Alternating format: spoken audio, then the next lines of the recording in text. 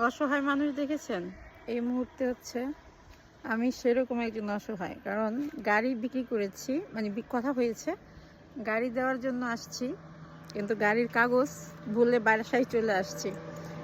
এখন হচ্ছে ফোন দিয়ে আবার আমার ছেলেকে কাগজ আনানোর জন্য পাঠাইছি। দেখেন, গাড়ি এখানে, আমি এখানে, কাগজ বাসায় রেখে চলে আসছি গাড়ি দেওয়ার জন্য।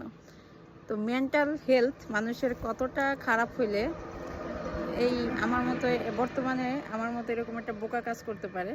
আর রাস্তা দিয়ে তো এখন হাজার হাজার গাড়ি যাচ্ছে আর সবাই আমাকে দেখতেছে, আমি অসহায়ের মতো দাঁড়ায় আছি। সো প্রবলেম জীবনে কি জিনিস সেটা আমি আগে কখনো বুঝিনি, বাট এখন বুঝতেছি যে মানুষের লাইফে প্রবলেমটা কি।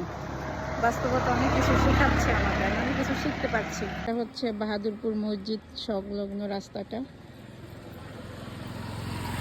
এখানে দাঁড়া রয়েছি, অনেক গাড়ি ঘোড়া যাচ্ছে আর আমাকে তাকায় তাকায় দেখতেছে। আর এই যে আমার শখের গাড়িটা।